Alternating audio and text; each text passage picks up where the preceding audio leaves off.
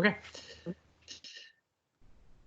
Dan Kärreman, thank you for participating in the conversation. To the listener, I should say that Dan is a professor of management and organization studies at Copenhagen Business School, and works on communication, organizational issues, and also teaches about how to read and how to approach academic text in some of your courses. And that's why we're having this conversation about how do you actually read, what does it mean to read, and how do you unlock an academic paper. So I just want to preface a little bit with saying that reading is hard for a lot of good reasons, and Dan, you're just welcome to jump in with the commentary on this, right? I mean, I think reading is hard because it's technical language. The ideas are complex. That's because that straightforward ideas are generally not worth writing about. Right. But there's a way in which that a paper is hard because the reader of an academic paper is meant to be an academic. Somebody who has already been socialized into the academic community and who knows a lot of the references in a paper, knows the discussion that a paper is trying to contribute to. And then I know that you also think that part of it is that, academics, although we do a lot of writing, we're generally not good writers. Writing is meant to be functional. It's meant to do something. It's meant to present an idea in a particular way. It's not meant to be accessible. It's not meant to be elegant. It's meant to do the job of communicating, for most papers, one idea. Yeah. I would even go far to say that what is considered flowery language would be frowned upon, even if it's made it more accessible. So it's actually, in that sense, it is very beige as a reading experience. Yeah. But nonetheless, a lot of what you do in university is you're trying to become good at reading academic texts. And there are, of course, there are good reasons for that. Some of them relate just to being in university, right? You have to be able to read academic texts independently. You have to be able to learn for yourself at the frontier of knowledge. That's sort of what an academic paper is meant to do, right? It's meant to be at the frontier of knowledge. And as a student at a university, you're meant to be able to operate there. You're meant to be able to learn about ideas that are just at the edge of what we actually know, just at the edge of how we understand in the kind of realm in the kind of water that we're both swimming in, organizations and management, right? But it's also important to read academic texts and to be good at that, I think, because being at the frontier of knowledge also means that the ideas that you're exposed to in university, they do change. And you as a practitioner ought to be able to keep up, right? We can sort of think about the case where doctors decided that they graduate, they're not going to keep up with development in knowledge, and 20 years later, they're going to be sort of anachronistic, right? What they know has very little to do with what new graduates who are operating at the frontier of knowledge now know, right? Yeah. So being able to read for yourself at the frontier of knowledge as is presented in academic texts is really important, and should actually be more important, I think, in the management community. So that was sort of my spiel for why this is important and why it's something you should be able to do. But of course, it's made harder by the current circumstances of isolation and quarantine, right? There's usually you get to interact with people about how you understand texts, and now you can't really do that. So you have a perspective on this, right? On how you actually read an academic paper. Yes. And how should we understand what is an academic paper? What's it trying to achieve? Yeah, very good question. But I think that it depends a bit on what kind of paper you're talking about. Basically, we have three types of papers in our community. We have theoretical papers, which tries to synthesize different kind of perspectives. We have empirical papers that tries to identify something that's going on in social reality, managers primarily, but or other kind of work process related experiences, that is observed and synthesized. And then we have review articles, which are basically attempts to summarize what is going on within the field. And as a student, you are likely to experience quite a lot of the review articles because they are more accessible in a way, and they don't really try to add anything new in the sense of making a theoretical contribution or an empirical contribution. They are more trying to say where we are at the top of things. What I'm going to talk about, or rather what we are going to talk about, because I expect you to jump in as well and have opinion about this, is primarily the theoretical and empirical papers, because they are the ones that are less accessible and more where you have expect. I think review articles are by definition more accessible because they read as a kind of a summary of the field, and I don't think that we need to spend that much time really. Or the general tips or general recommendations that we will have, I think, will apply, but they are not here within those. There is no point in skipping sections, which is actually what we're going to suggest for some of the other papers, or at least play down. So I think generally speaking, if you look at any kind of academic paper, it consists of a 2-page introduction where you will identify where the issue at hand, the purpose or the research question is going to be revealed, and also you will also have a framing of the general point. And these two pages reveals a lot for the knowing reader. Basically, the kind of assumptions the authors have about the word, about knowledge creation, and what kind of debates they want to add to. So for those who are in the know, these 2 pages reveals a lot. For those who don't are in the know, they might think that they don't understand why there's all this throat clearing going on, and it seems to be, but it's basically to tell the community that we want to say something about these issues. And after that, can I just chip in? Sure. I mean, yeah. I think that it's also sort of important to appreciate that the typical academic paper, it chips in quite a small thing, right? Yeah, I mean, lots of papers don't have big ideas. The nature of knowledge is such that it's a lot of small increments. Yes. And even sometimes even small increments can have quite big impact on how we think about things. But generally speaking, it's always a very small contribution you make, both theoretically and empirically. At least and this has been in any mature field. This is basically what's going on, for reasons that we're not going to get into now. But that they are there.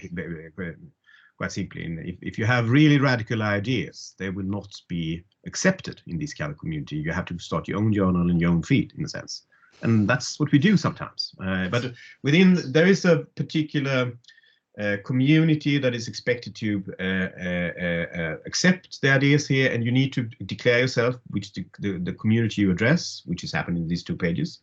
After that, you will have somewhere between 3 to 5 to 6 pages about where basically with the theoretical discussions that you're going to engage in, or where the literature is on the questions that you have revealed already.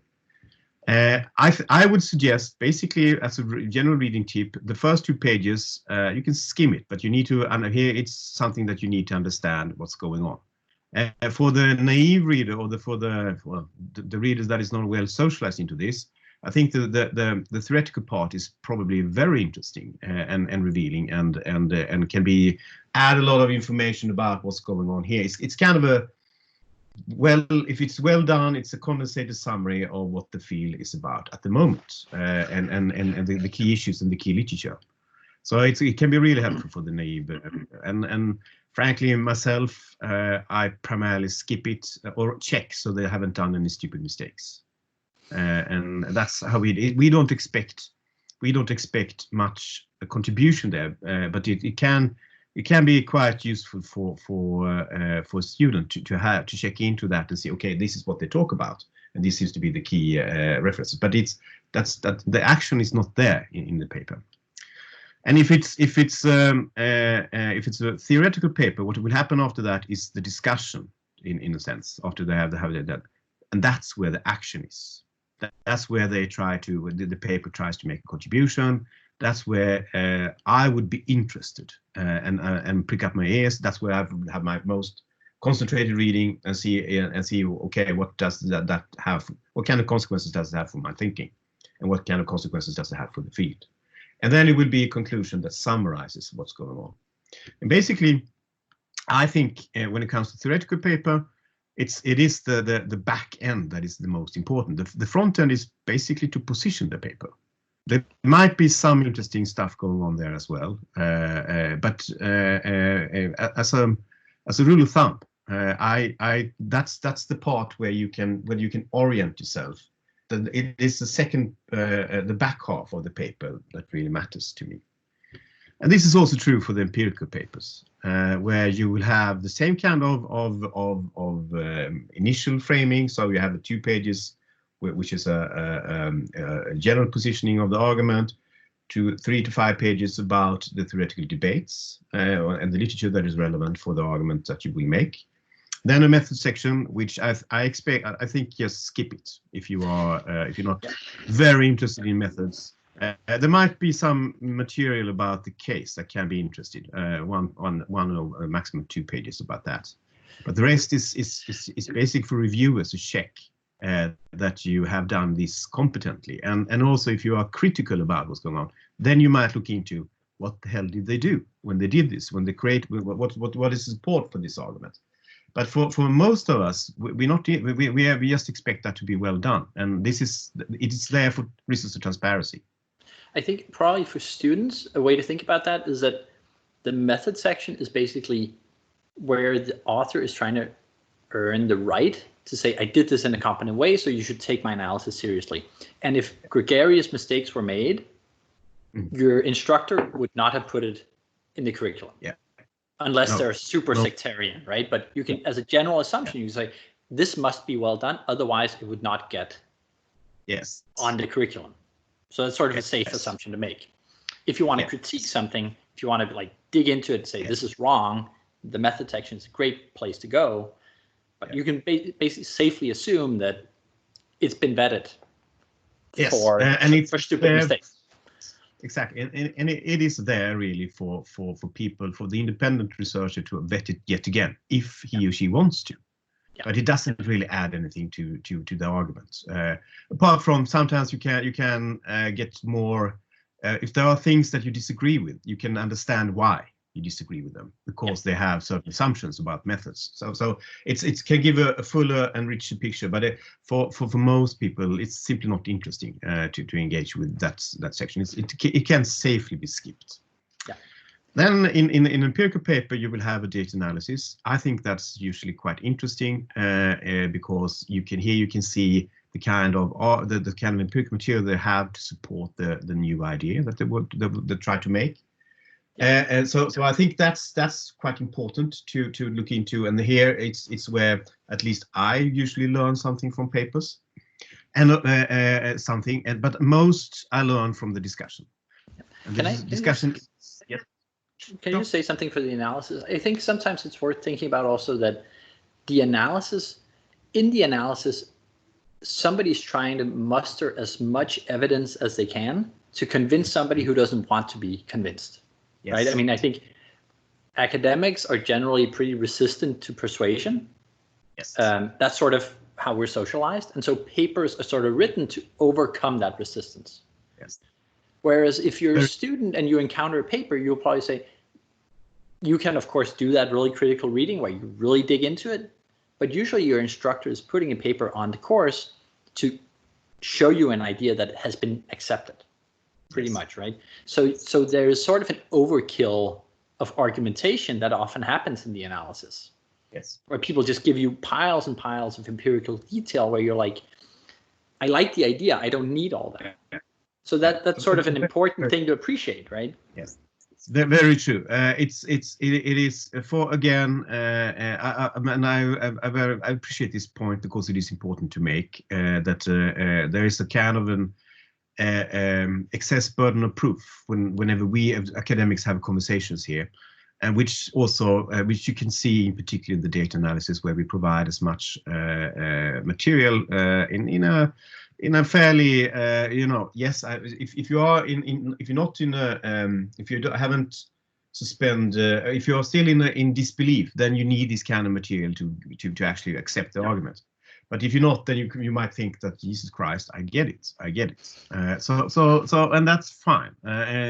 I still think so for all sorts of reasons. I think you should have that in mind, so that you don't need to have the most concentrated reading in the data analysis. You can actually just go with the flow there, and it's only if you think, what's the hell. So it's going to be a bit boring. It's going to be a bit excessive. That's basically how it works. And then the discussion part is really where at least we think, Rasmus and I think, the action is. And it can be, I think discussions are always worthwhile, because they will to some extent tell us what kind of contribution ideally what the paper has made, and the sort of the synthesis of the paper material, and the sort of extant state-of-the-art literature that we already had. But for me, the good thing about that is that it tends to reveal quite a lot about what we already know, even if the contribution is quite small. So for me, I think always look at the and in the pre-discussion Rasmus and I had, you mentioned that you are a bit annoyed by how people mark things. So have they yellow markings? Because they tend to do that in parts where there is not much action going. Maybe I should just elaborate that a little bit. Right. So the thing that I tend to see is that, especially when you're early in your studies, you tend to highlight very much at the front end, right? So people tend to highlight in the literature review, sometimes in the theory, and then they do very little highlighting in basically the places where the action is, right? The analysis, people tend to just go over that and not highlight very much, and then they highlight again in the conclusion, where I think you should actually see that as you become a more sophisticated reader, you should be highlighting more into the analysis and less in the literature review, because you should know more. I mean, more of what is in the literature review should be known to you already. So that's one thing I think that people tend to do wrong. Right? I mean, there's sort of as you become a sophisticated reader, you should be doing that. And the other thing is that people tend to think that they should get it all. Right? And so that I should fully understand the paper, and I should, and so I have to work my way through it very slowly. And I think it's sort of important to appreciate that a paper is actually meant to be read in about an hour. And there are parts that are more important than others, right? So as you become a more sophisticated reader, you should basically generally you should say, I'm going to spend an hour on this, and if I have 3 hours to spend, I'll read it 3 times. And then my first reading will be sort of cursory, and I'll skim things, and I'll just get an idea of what's going on, and then I'll come back and I'll go through it in greater detail. And as you had this formulation when we were talking before, that people have sort of a flat reading experience, that they think all parts are equally important, and they're not, right? No. There are sections that you can readily skip over. Yes. And you should generally not expect to understand everything, right? A really good paper, even a senior academic can reread several times. I have papers that I have read 10 times. Yes. And that I expect to read again because they contain so much. I don't expect to understand everything. No. And I think that's sort of important, right? To know that you will not get everything, and that's fine. We haven't, as academic instructors, we have an understanding of what you should be able to get out of a difficult paper if you read it 2 or 3 times as a bachelor student. Yeah. I totally agree with this. I also think that a lot of the confusion around this would be resolved if students could only appreciate to understand that they're going to get the most out of the paper in the discussion, and have the patience to wait for that. So I think having a too focused and concentrated reading for the first half of the paper would overwhelm you. Yeah. It's actually a bad idea to read it that way. Skim it until the discussion. And if there are things in discussion that you don't understand and don't get and what's going on here, then go back, have a look. Okay, what did they say in the so you can go. I think I would generally encourage a much more back and forth reading experience, where you skim certain just to get an overall idea what's going on, and then check, because that's how I read papers. I don't read them. And how we write papers, right? Yeah, that's how we write them too. But it's you simply, they're not written to be read from page 1 to page 25. They don't have, if we, so it's not just that we are poor writers. We simply don't write that way to get that way. We give away who the kind of conversation we would like to contribute to first in a very sort of semi-ritualized way. Then we have a section where we really make the arguments. Here's where the literature is that we want to add to. And if you are a naive reader or not well socialized into this, there is not much point in spending too much time on that, because you will not understand why they use that until you have read the discussion. Yeah. So then you can go back and see. Now you can appreciate, okay, much better what's going on.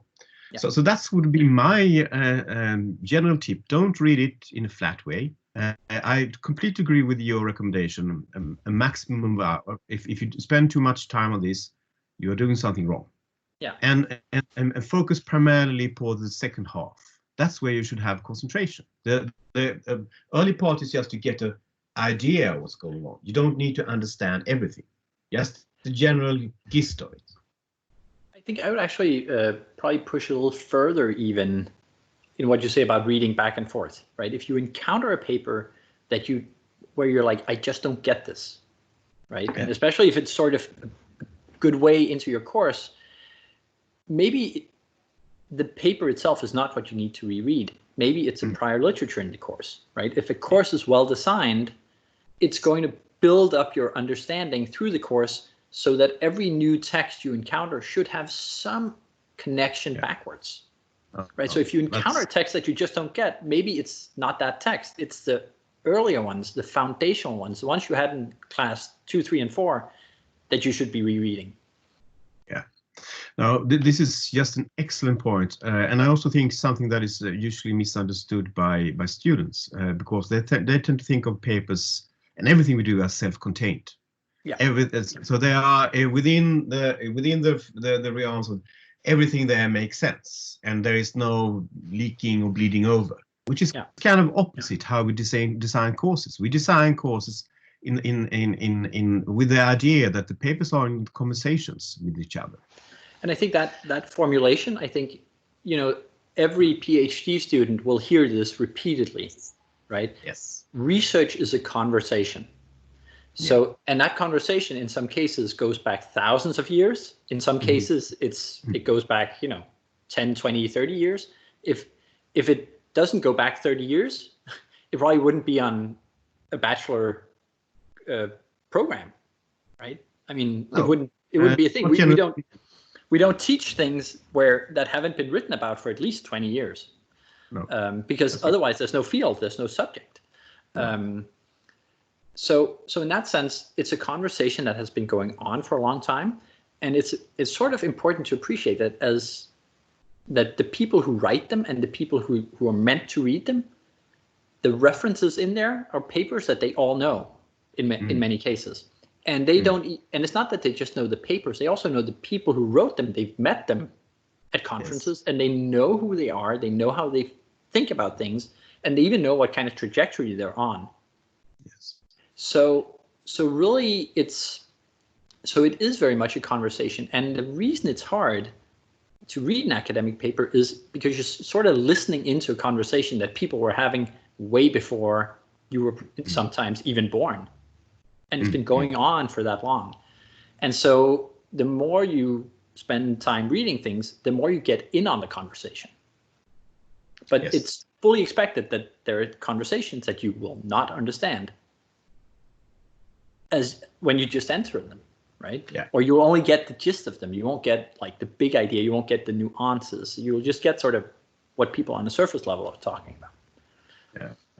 I do realize to some extent this works against the idea of having exams of things, and I think the exams thing trip this particular idea quite dramatically, because there is this idea that there is some sort of core understanding that is communicated by the paper, and let's be frank about that. There is usually a core idea that is communicated, but it's not necessarily always the most important part of the paper. But No. It's and when it comes to this, it's not, we don't expect students, we never, and not even ourselves, to understand everything about the paper. We need to really push back on that. You need to understand, grasp something. Yeah, and you, again, in our pre-discussion, you had this what I think is a wonderful notion of, at the minimum, we expect you just to have an opinion about the paper. And it's I think students are obsessing too much about having the right opinion. Yeah. You don't really know that. I mean, as someone who wrote a PhD, which was pretty much all about reading in contrarian ways, I would say that sometimes, like, thinking that there is the right idea in a paper is also sort of wrong. Right? I mean, there are lots of ideas in a paper. Sometimes there'll be like one big idea, but that idea is actually very malleable. You can do a lot with that key idea in a paper, right?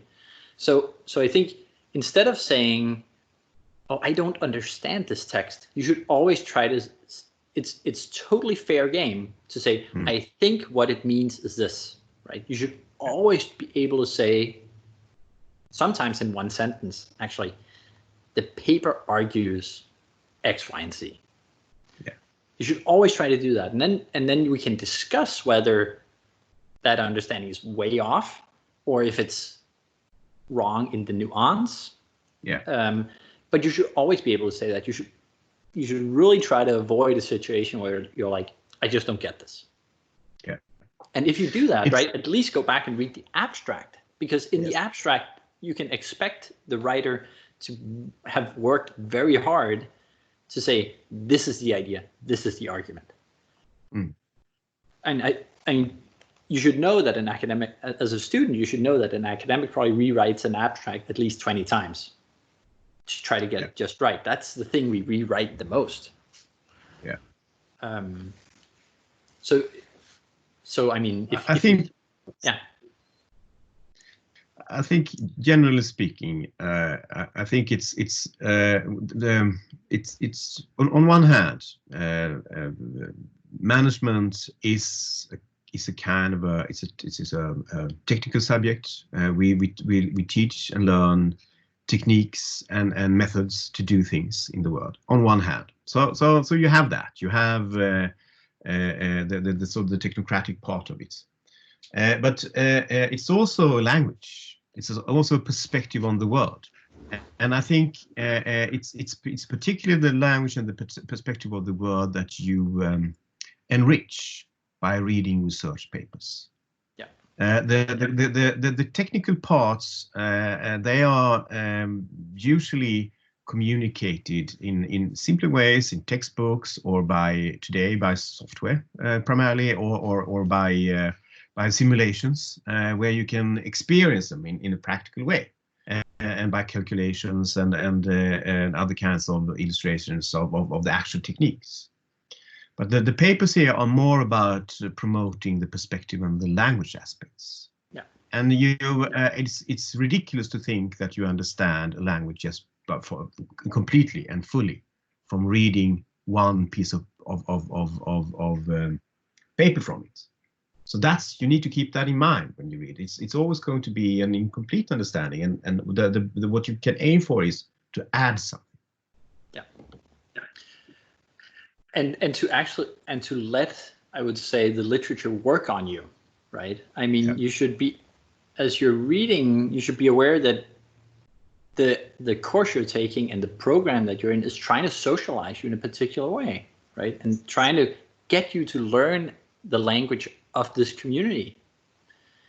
And being aware that that's what it's trying to do is important, right? And nobody expects you to get the full mastery of the language, and the language isn't even fixed, right? But you're trying to sort of work your way into it into the community of practice or the community of knowers by picking up the language and picking up the ideas, and you're circling around it and getting closer and closer to the center. And by the end of your program, you should be sort of a legitimate participant in it. You should be able to understand what people are saying, and there should be things that you just can't imagine saying, things that you cannot unsee, right? Yeah. It is. I do think here. I think unsee is really important, but I also think the language metaphor is really apt. We aim for you to become fluent in this, to be proficient and fluent, and to understand what other people are trying to say. So it is basically in many ways similar to learning English and French, to actually have an idea of what people are saying when they talk about stuff. And then there was, of course, there is a technical background about it, and there's sort of a framing around this, a particular practice, if you like, and a particular understandings. But what we are trying to do, particularly when we introduce papers, is to enhance your capacity to talk and read and speak about this. And so I think that is sort of a fitting way to end the conversation. Thank you, Dan, for contributing, and thank you for your time. I hope you stay well amidst the pandemic. Stay safe, and again, thank you. Yeah, thank you.